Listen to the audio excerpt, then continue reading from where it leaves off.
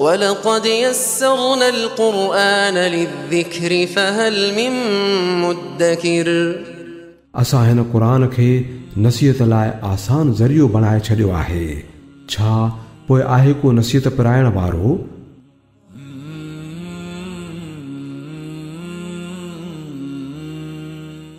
अल्हम्दुलिल्लाहि रब्बिल आलमीन वस्सलातु वस्सलामु अला अशरफिल अंबियाइ वल मुरसलीन नबिय्यिना मुहम्मदिन व अला आलिहि व सहबिहि अजमईन अम्मा बअदु। नाज़रीन किराम अस्सलामु अलैकुम व रहमतुल्लाहि व बरकातुहू। अॼु असां अल्लाह ताला जी तौफ़ीक़ सां सूरतुल मुल्क जी मुख़्तसर तफ़सीर तव्हांजे साम्हूं रखंदासूं। अल्लाह ताला खां दुआ आहे त अल्लाह ताला असांखे क़ुरान मजीद जो सही फ़हम ऐं सम्झ नसीब फ़रमाए ऐं उन खां पोइ उन ते अमल करण जी तौफ़ीक़ अता फ़रमाए। आऊज़ु बिल्लाहि मिनश शैतानिर रजीम बिस्मिल्लाहिर रहमानिर रहीम तबारकल्लज़ी बियदिहिल मुल्कु व हुवा अला कुल्लि शैइन क़दीर। तमाम घणी बरकत वारो आहे उहो बियदिहिल मुल्क जंहिंजे हथ में बादशाही आहे। व हुवा अला कुल्लि शैइन क़दीर ऐं उहो हर शइ ते कुदरत रखंदड़ आहे।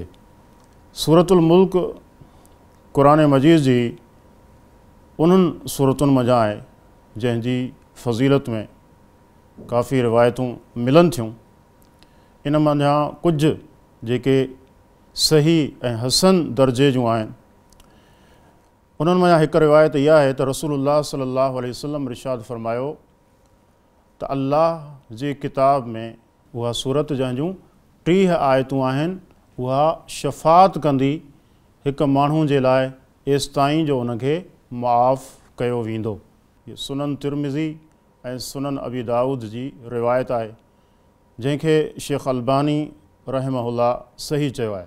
हिन हदीस मंझां इहो मालूम थियो त हीअ सूरत हिन खे पढ़णु खपे ऐं हिन सूरत जी शफ़ात जे करे अल्लाह ताला इंसाननि खे माफ़ कंदो। ऐं हिकु ॿी रिवायत आहे जंहिंमें रसूल अकरम सल्लल्लाहु अलैहि वसल्लम फ़रमाईंदा त क़ुरान मजीद जी हिकु सूरत आहे जेका पंहिंजे पढ़ंदड़ वारे जी तरफ़ खां झगड़ो कंदी एतिरे ताईं जो उन जी बख़्शिश कई वेंदी। हिन रिवायत खे बि शेख अलबानी रहमहुल्लाह जामिउ सग़ीर में ज़िक्र कयो आहे ऐं सही क़रार ॾिनो आहे। ऐं रसूल अकरम सल्लल्लाहु अलैहि वसल्लम जे बारे में अचे थो हिन रिवायत खे बि शेख अलबानी रहमतुल्लाह अलैह सिलसिलतुल अहादीस सहीहा में ज़िक्र कयो आहे त रसूलुल्लाह सल्लल्लाहु अलैहि वसल्लम जॾहिं सुम्हंदा हुया त पाण सुम्हण खां पहिरीं अलिफ लाम मीम तंज़ील ऐं सूरह मुल्क जी तिलावत कंदा हुया। त हीअ कुझु फ़ज़ीलतूं आहिनि जेके सही या हसन रिवायतुनि मां असांखे मालूम थियनि थियूं त हिन सूरत जी क़िराअत करणु खपे, हिन खे पढ़णु खपे ऐं हिन जे माना ऐं मफ़हूम खे सम्झणु खपे। त अल्लाह रब्बुल इज़्ज़त हिन सूरत जी शुरूआत कई आहे हिन आयत सां तबारकल्लज़ी बियदिहिल मुल्क। तमामु घणी बरकत वारो आहे उहो बियदिहिल मुल्क जंहिंजे हथ में बादशाही आहे। व हुवा अला कुल्लि शैइन क़दीर ऐं उहो हर शइ ते कुदरत रखंदड़ आहे। अल्लाह रब्बुल इज़्ज़त जी ज़ात बरकत वारी ज़ात आहे ऐं उन्ही जो ई इख़्तियार आहे, उन्ही जो ई अमर हले थो, उन्ही जो ई हुकुम हिन दुनिया में हले थो। त दुनिया में जेकॾहिं कंहिं वटि को इख़्तियार आहे बि सही त उहो नाक़िस आहे, उहो मुकमल कोन्हे। दुनियावी बादशाह जेके आहिनि उन्हनि जो कुझु मामलनि में इख़्तियार आहे ऐं काफ़ी सारनि मामलनि में उहे मजबूर हुजनि था, हू चाहिनि था त इहो फ़ैसिलो कनि पर हू नथा करे सघनि। जॾहिं त अल्लाह रब्बुल इज़्ज़त हर तरह जी ताक़त ऐं क़ुवत वारो आहे ऐं कंहिं बि क़िस्म जी हुन जी बादशाहत में का कमज़ोरी या को ज़ोफ़ कोन्हे। त अल्लाह रब्बुल इज़्ज़त जी बादशाही आहे ऐं उहो हर शइ ते कुदरत रखंदड़ आहे। हर शइ ते उन जी कुदरत आहे, ताक़त आहे। का बि शइ उन जे हुकुम खां ऐं हुन जी बादशाही खां ॿाहिरि कोन्हे। त अल्लाह रब्बुल इज़्ज़त जी बादशाही हिकु मुकमल बादशाही आहे।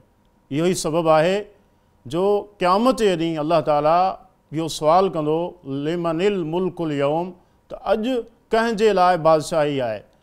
जॾहिं त उन वक़्तु दुनिया जा सभई बादशाह हूंदा जन हुकूमतूं कयूं दुनिया में, पर हुते ख़ामोश रहंदा ऐं अल्लाह ताला ख़ुदि ई ॿुधाईंदो लिल्लाहिल वाहिदिल क़हार, त अॼु अकेले अल्लाह जी बादशाही आहे जेको ज़बरदस्त आहे। त दुनिया में थोरा कुझु इख़्तियार हुजनि था जेके अल्लाह ताला कंहिंखे ॾिए थो, पर उन में बि अल्लाह ताला इंसान खे आज़माए थो त असां जेको हिन खे इख़्तियार ॾिनो आहे, जेका ताक़त ॾिनी आहे, त हू हुन खे कहिड़ी शइ में इस्तेमालु करे थो। असांजी इताअत में करे थो या उन जे ज़रिए उहो फ़िरौन बणिजे थो, ज़ुल्म करे थो, ज़्यादती करे थो। त दुनियावी ताक़त जेकॾहिं कंहिं वटि आहे बि त उहा उन जे लाइ हिकिड़ो कड़ो इम्तिहान आहे ऐं उन जे करे ई दुनिया में ॾिसो फ़िरौन ज़ाहिर थियो, कारून ज़ाहिर थियो। इन्हनि खे अल्लाह ताला कुझु शयुनि जो इख़्तियार ॾिनो, पर इन्हनि जो ग़लति इस्तेमालु कयो ऐं नतीजे में अल्लाह ताला जो दुनिया में ई उन्हनि ते ॾमर आयो। त मुकमल बादशाही अल्लाह रब्बुल इज़्ज़त जी आहे ऐं उहो हर शइ ते कुदरत रखंदड़ आहे। अल्लज़ी ख़लक़ल मौत वल हयात, उहो जंहिं पैदा कयो मौत ऐं हयाती खे, लियब्लुवकुम अय्युकुम अहसनु अमला, जीअं तव्हांखे आज़माए, जीअं तव्हांखे जांचे परखे त केरु आहे तव्हां मंझां जेको सुठा अमल करे थो ऐं बहितरीनु अमल करे थो। वहुवल अज़ीज़ुल गफ़ूर, ऐं उहो ग़ालिब आहे, अल गफ़ूर, ऐं तमामु घणो बख़्शींदड़ आहे। हिन आयत में अल्लाह रब्बुल इज़्ज़त इहो बयानु फ़रमायो आहे त अल्लाह ताला मौत ऐं ज़िंदगी ॿिन्ही खे पैदा कयो। बिज़ाहिर असां सम्झूं था त मौत अदम जो नालो आहे, यानी कुझु बि कोन्हे, पर हिते अल्लाह ताला ॿुधाए रहियो आहे त अल्लाह ताला मौत खे पैदा कयो ऐं ज़िंदगी खे पैदा कयो। जीअं हदीस में अचे थो त जॾहिं जन्नती जन्नत में दाख़िल थी वेंदा ऐं जहन्नमी जहन्नम में दाख़िल थी वेंदा त अल्लाह रब्बुल इज़्ज़त उन्हनि खे निदा ॾींदो, आवाज़ ॾींदो ऐं उनखां पोइ जन्नतियुनि खे चवंदो त हीअ जेका शइ तव्हां ॾिसी रहिया आहियो, छा तव्हां हिन खे सुञाणो था? हिकिड़े घेटे या दुंबे जी शक्ल में का शइ हूंदी, जन्नती फ़ौरन सुञाणे वेंदा त हाज़ल मौत, हीअ त मौत आहे। अल्लाह ताला उनखां पोइ जहन्नमियुनि खे आवाज़ ॾींदो ऐं चवंदो त हीअ जेको घेटो आहे हिन खे तव्हां सुञाणो था? त उहे बि इहो ई चवंदा हीअ त मौत आहे। त उनखे हिकु हिसी शक्ल में पेश कयो वेंदो ऐं सभु उनखे सुञाणींदा। त अल्लाह ताला उनखां पोइ हुकुम ॾींदो, उनखे ज़बह कयो वेंदो ऐं चयो वेंदो या अहलल जन्नत ख़ुलूदुन फला मौत, ए जन्नतियो तव्हां बि ख़ुशि थी वञो, अॼु खां पोइ ज़िंदगी हूंदी, मौत कोन हूंदो, छो त मौत खे अॼु मौत अची रहियो आहे। ऐं अहिड़े तरीक़े सां जहन्नमियुनि खे अल्लाह ताला ख़िताब कंदो या अहलन नार ख़ुलूदुन फला मौत, ए जहन्नमियो हाणे हमेशगी आहे, हमेशह हमेशह तव्हांखे जहन्नम में रहणो आहे ऐं कोई मौत हिते नाहे अचिणो। त ॿुधाइण जो मक़सदु इहो आहे त मौत अदम न आहे बल्कि हिकु वजूद आहे। जीअं हिन आयत में आहे त अल्लाह ताला मौत खे पैदा कयो ऐं ज़िंदगी खे पैदा कयो। उनखां पोइ अल्लाह ताला ज़िंदगी खे पैदा कयो, हिन दुनिया में असांखे मोकिलियो। मक़सदु छा आहे? मक़सदु छा आहे हिते अचण जो? लियब्लुवकुम, त जीअं उहो तव्हांखे आज़माए, अय्युकुम अहसनु अमला, त तव्हां मंझां सुठो अमल केरु थो करे, चङे अमल ऐं सुहिणे अमल वारो केरु आहे। हिते हिकु क़ाबिल ग़ौर नुक़्तो आहे। अल्लाह रब्बुल इज़्ज़त इहो कोन चयो त अव्हां मंझां घणो अमल कंदड़ केरु आहे, बल्कि फ़रमायईं त अहसन अमल कंदड़ केरु आहे। फ़ुज़ैल बिन अयाज़ रहमहुल्लाह, उनखां पुछो वियो त ए अबू अली, जेका उनजी कुनियत आहे, त अहसन अमल मां छा मुराद आहे? त फ़रमायूं अख़लसुहु व अस्वबुहु, त अहसन अमल उहो आहे जेको अख़लस हुजे ऐं जेको अस्वब हुजे। उनखां पुछियो वियो त अख़लस ऐं अस्वब मां तव्हांजी छा मुराद आहे? फ़रमायूं त अख़लसहु ऐं यकून लिल्लाह। अख़लस जो मतिलबु इहो आहे त जेको अमल हुजे उहो ख़ालिस अल्लाह ताला जे लाइ कयो वञे, उन जे लाइ अल्लाह रब्बुल इज़्ज़त जी ख़ुशनुदी ऐं रज़ा खे साम्हूं रखियो वञे। ॿियो को मक़सदु न हुजे अमल सां त माण्हू वाह वाह कनि, माण्हुनि में आऊं मशहूरु थियां ऐं माण्हू चवनि त हीउ वॾो नेक इंसानु आहे, बल्कि अल्लाह रब्बुल इज़्ज़त जे लाइ मुख़लिस हुजे, इख़लास हुजे उन अमल में। ऐं जेको अस्वब आहे ऐं यकून अला विफ़्क़ सुन्नह, त उहा रसूल अकरम सल्लल्लाहु अलैहि वसल्लम जे तरीक़े जे मुताबिक़ हुजे। पाण करीम सल्लल्लाहु अलैहि वसल्लम जीअं अमल कया उहे ई अमल कंदो त उहो अस्वब हूंदो ऐं दुरुस्त हूंदो। अॼु असां पंहिंजो पाण खे ॾिसूं, असां अमल त कयूं था, चङायूं त कयूं था, ईअं त कोन्हे जो असां उनखे सुठो अमल सम्झूं था जंहिंखे मुआशिरो सुठो सम्झे थो, उनखे सुठो सम्झूं था जेको असांखे ॿुधायो वञे थो, जंहिं ते असां पंहिंजे माउ पीउ खे अबनि ॾाॾनि खे ॾिठो। कॾहिं इहो कोन सोचियोसीं त रसूल अकरम सल्लल्लाहु अलैहि वसल्लम जे तरीक़े जे मुताबिक़ असांजा अमल आहिनि या न। त अल्लाह रब्बुल इज़्ज़त हिन आयत में ॿुधायो त उहो अमल जेको अहसन हुजे, सभ खां सुठो हुजे, ऐं उनजी वज़ाहत इहा आहे त नंबर 1 उहो अमल करण वारो मुख़लिस हुजे, ख़ालिस अल्लाह रब्बुल इज़्ज़त जी रज़ा जे लाइ ऐं उनजी ख़ुशी हासिलु करण जे लाइ उहो अमल करे। ऐं नंबर 2 त अमल रसूल अकरम सल्लल्लाहु अलैहि वसल्लम जे तरीक़े जे मुताबिक़ हुजे, उहो अमल थींदो अहसन। त फ़रमाई त अल्लाह ताला ज़िंदगी ऐं मौत खे पैदा कयो जीअं तव्हांखे आज़माए त केरु आहे तव्हां मंझां जेको अहसन अमल करे थो, सभ खां भलो ऐं चङो अमल करे थो, वहुवल अज़ीज़ुल गफ़ूर। ऐं फ़रमाई त उहो अल्लाह रब्बुल इज़्ज़त ग़ालिब आहे, अल्लाह रब्बुल इज़्ज़त हर शइ ते ग़ालिब आहे, अल्लाह रब्बुल इज़्ज़त जो हुकुम हर शइ ते आहे, पर उन जे बावजूद बि अल्लाह ताला ॿानहनि खे बख़्शींदड़ आहे, माफ़ु कंदड़ आहे। जेकॾहिं कंहिं वटि कुवत हूंदी आहे, को ग़लबो हूंदो आहे त उहो वॾो जाबिर बणिजी करे ज़ुल्म करे थो, पर अल्लाह रब्बुल इज़्ज़त ग़ालिब हुजण जे बावजूद बि तमामु घणो मुआफ़ु कंदड़ आहे।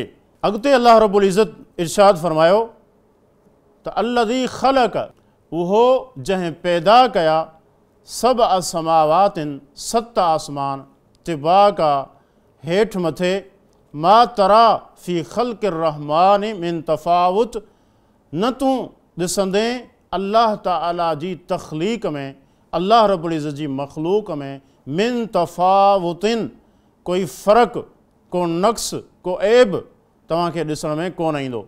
फ़र्जिल बसर, पोइ तूं ॿेहर डोड़ाए पंहिंजी नज़र खे, वापसि पंहिंजी नज़र खे विझ, हल तरा मिन फ़ुतूरिन, छा तव्हां ॾिसो था उन में कोई ॾार, उन में कोई शिगाफ़, कोई ॾार तव्हांखे नज़र अचे थो? अल्लाह रब्बुल इज़्ज़त इहे 7 आसमान पैदा कया आहिनि। फ़रमाईं त ॾिसो इहे 7 आहिनि, हिकु कोन्हे, 7 आसमान आहिनि, ऐं तव्हांखे उन्हनि में को फ़र्क़ु नज़र कोन ईंदो, उन्हनि में को नक़्स, को ऐब, का कमी नज़र कोन ईंदी। ऐं अल्लाह ताला फ़रमायो त हिकु दफ़ो न, वरी वरी ॾिसो, ॿियो दफ़ो ॾिसो, थी सघे थो तव्हां सम्झो त हिकु दफ़ो ॾिसण सां को ऐब वाज़े न थिए, बार बार ॾिसण जी अल्लाह ताला दावत ॾेई रहियो आहे। तव्हां वरी वरी ॾिसो ऐं ॿुधायो त उन में को ऐब, को नक़्स, को ॾार तव्हांखे नज़र अचे थो या न। सुम्म मर्जिल बसर करतैन, फ़रमाई त ॿेहर मोटाए पंहिंजी नज़रुनि खे, यनक़लिब, वापसि ईंदी तुंहिंजी नज़र, यनक़लिब इलैकल बसरु, वापसि मोटंदी तुंहिंजी नज़र, ख़ासिअन, उहा आजिज़ हूंदी, वहुव हसीर, इन हाल में जो उहा थकियल हूंदी। अल्लाह ताला फ़रमायो त बार बार, हिन जो मतिलबु 2 दफ़ा ॾिसणु कोन्हे, यानी बार बार पंहिंजूं नज़रूं तव्हां आसमान में विझो, ॾिसो उन में तव्हांखे का घटिताई, को ऐब, का कमी, को ॾार तव्हांखे नज़र अचे थो, बार बार ॾिसो। हक़ीक़त इहा आहे जो तव्हां जूं निगाहूं थकिजी पवंदियूं ऐं उहे आजिज़ ऐं साणियूं अची वञूं, पर अल्लाह ताला जी तख़लीक़ में को ऐब तव्हांखे नज़र कोन ईंदो। वलक़द ज़य्यना समा दुनिया, ऐं अलबत्ता तहक़ीक़ असां सिंगारे छॾियोसीं जेको दुनिया जो आसमान आहे उनखे बिमसाबीह, ॾींहंनि सां मुराद तारा आहिनि। वजअलनाहा, ऐं असां करे छॾियोसीं उनखे रुजूमन, चिटण जो सबबु लिशयातीन, शैताननि खे। वअतदना लहुम अज़ाब सईर, ऐं असां उन्हनि शैताननि जे लाइ बाहि जो साड़ींदड़ अज़ाब तयारु कयो आहे। अल्लाह रब्बुल इज़्ज़त हिते ॿुधायो त अल्लाह ताला आसमाने दुनिया जी ख़ूबसूरती ऐं उन जे हुस्न ऐं सिंगार जे लाइ जेके तारा पैदा कया उहे ॾींहंनि वांगुरु चमकनि था। हिकिड़ो फ़ाइदो तारनि जो असांखे इहो मालूम थियो त अल्लाह ताला हिन तारनि जे ज़रिए हिन आसमान खे ख़ूबसूरती ऐं हुस्न अता कयो आहे। ऐं ॿियो सबबु अल्लाह ताला इहो ॿुधायो त शैतान जेके मथे चढ़नि था ग़ैब जूं ख़बरूं ॿुधण जे लाइ, त इहे तारा शोला बणिजी करे उन्हनि जे मथां टुटनि था ऐं उन्हनि खे साड़े छॾनि था।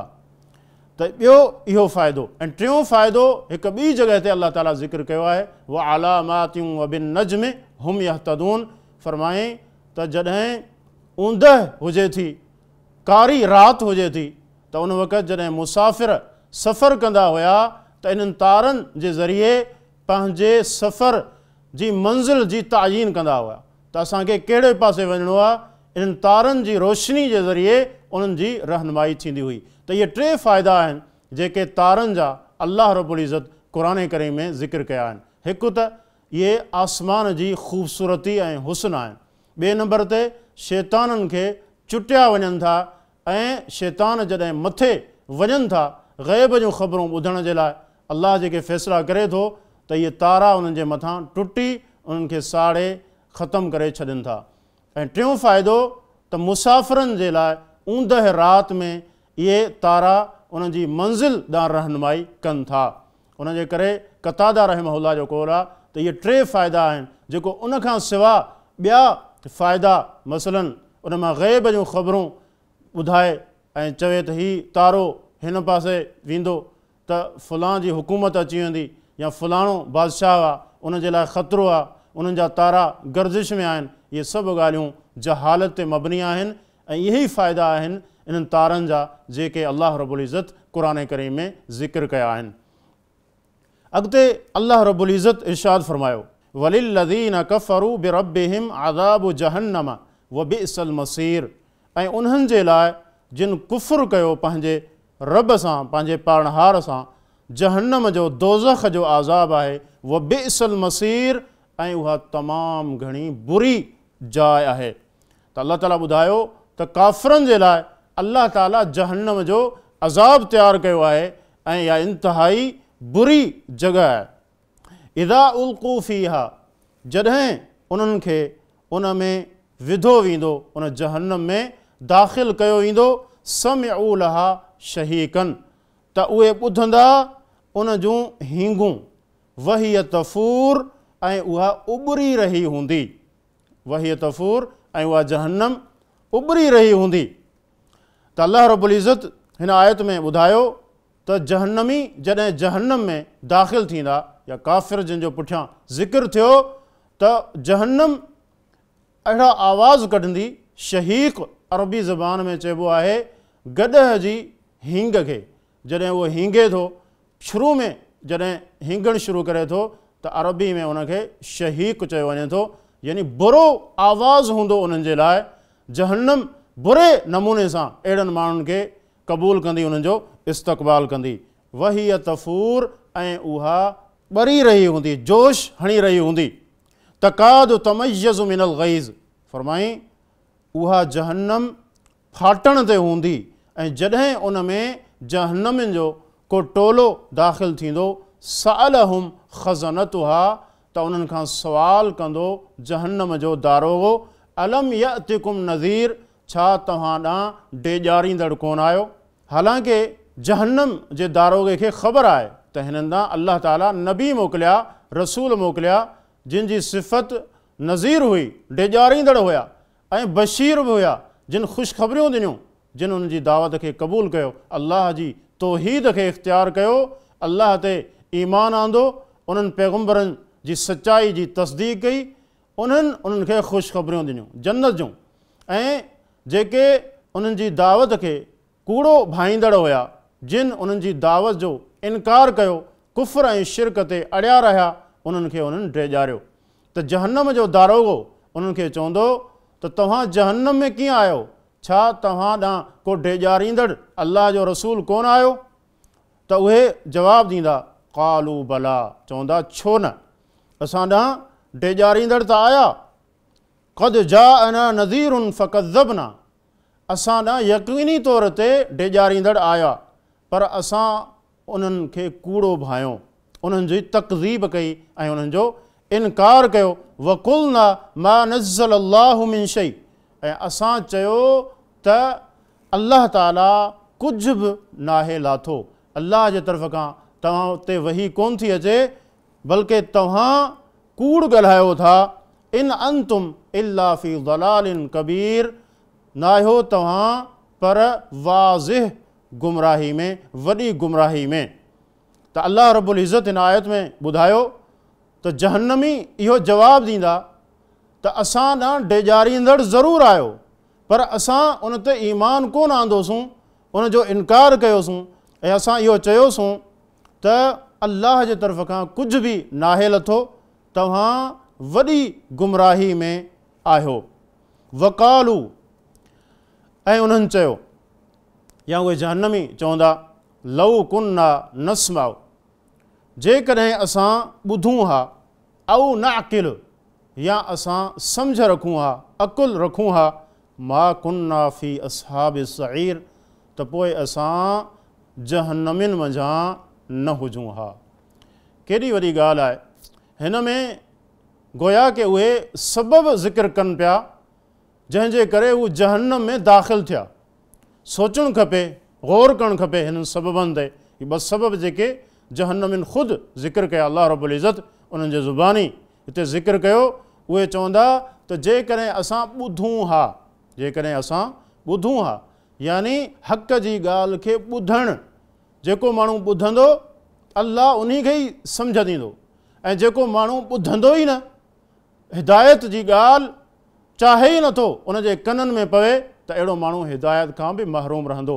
जीअं काफ़िरनि क़ुर जे मुतालिक़ चयो हो त ला तस्मऊ लिहाज़ल क़ुरआन वल्ग़ऊ फ़ीह लअल्लकुम तग़लिबून, त अल्लाह जो नबी सल्लल्लाहु अलैहि वसल्लम जॾहिं क़ुर करीम जी तिलावत करे थो त पोइ उन जी क़िरात खे न ॿुधो, बल्कि छा कयो, शोर ऐं गोड़ कयो, त जीअं तव्हांजी आवाज़ मुहम्मद सल्लल्लाहु अलैहि वसल्लम जी आवाज़ ते ग़ालिब अची वञे ऐं क़ुर केरु ॿुधी न सघे।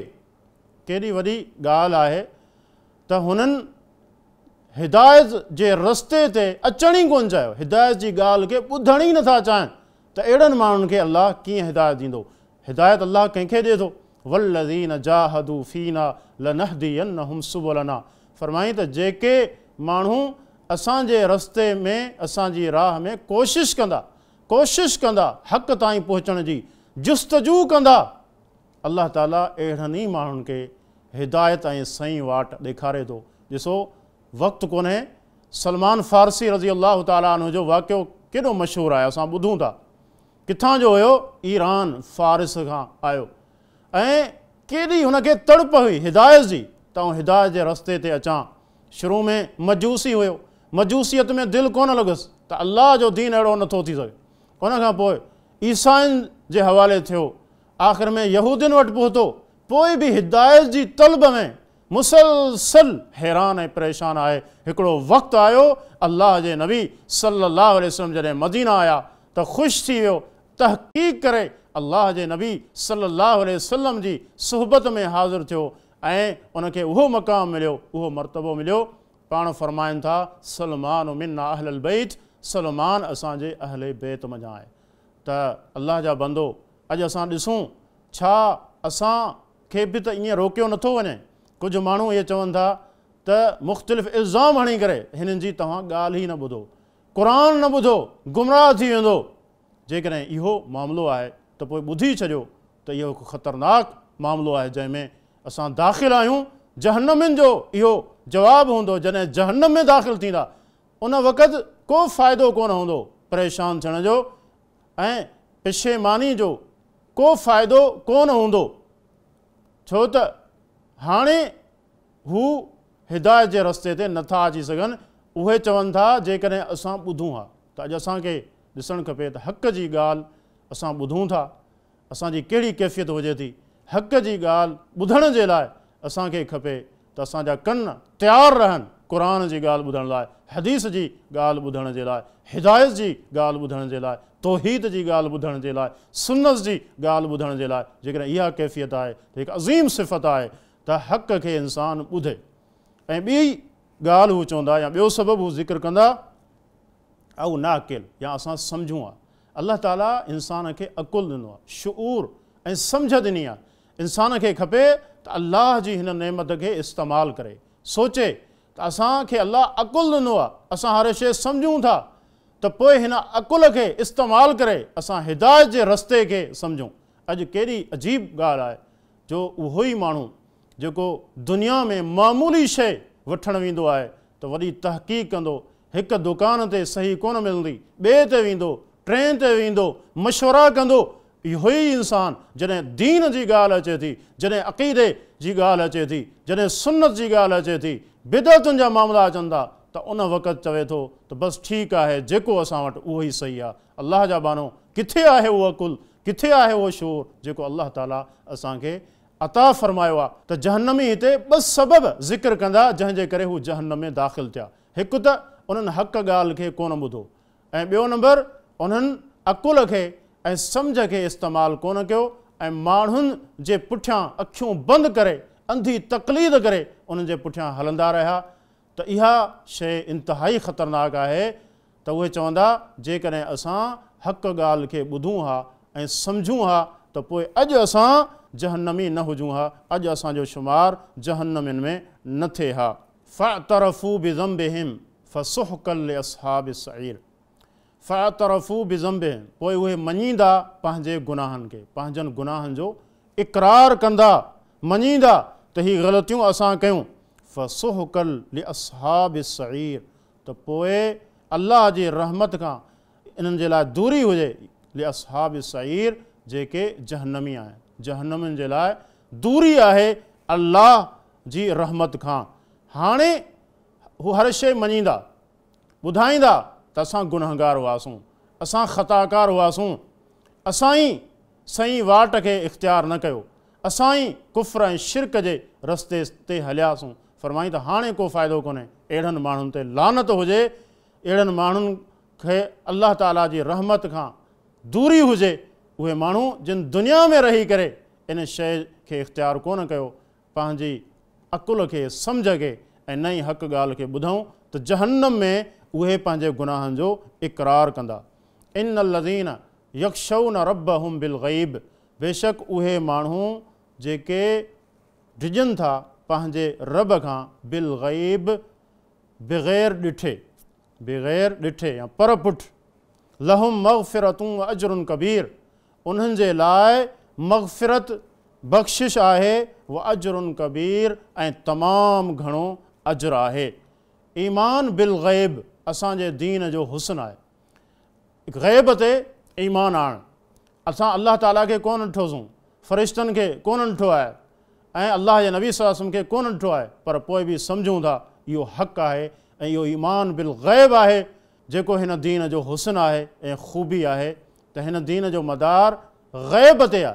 उहे शयूं तव्हां अक़ुल जे ज़रिए नथा उन्हनि खे सम्झी सघो, उन जी गहराई में नथा वञी सघो। जेको इल्मु तव्हांखे ॾिनो वियो आहे वही जी रोशनी में, उनखे ई क़बूलु कयो ऐं उन जे ई पंहिंजे अक़ुलनि खे ताबे कयो, उन में ई कामयाबी आहे। छो त असुलु चाहे ग़ैब जे ज़रिए ईमान आण आहे। ऐं हिन जो ॿियो मफ़हूम इहो बि थी सघे थो त जेके माण्हू अल्लाह खां डिॼनि था बिलग़ैब, अकेलाई में, जॾहिं उहे तन्हाई में हुजनि था, ॿियो केरु नथो हुजे, अल्लाह जो डपु उन्हनि खे हुजे थो जेको उन्हनि खे गुनाह खां बचाए थो। त इहे ॿई मफ़हूम थी सघनि था। अल्लाह रब्बुल इज़्ज़त खां दुआ आहे त अल्लाह ताला असां सभिनी खे क़ुरान मजीद जी सही सम्झ अता फ़रमाए ऐं अल्लाह ताला असांखे तौफ़ीक़ ॾे त क़ुरान जे मुताबिक़ असां पंहिंजो अक़ीदो ऐं अमल ठाहियूं। हादा बिल्लाहि तौफ़ीक़ व सल्लल्लाहु अला नबीना मुहम्मद व अला आलिहि व सहबिहि अजमईन।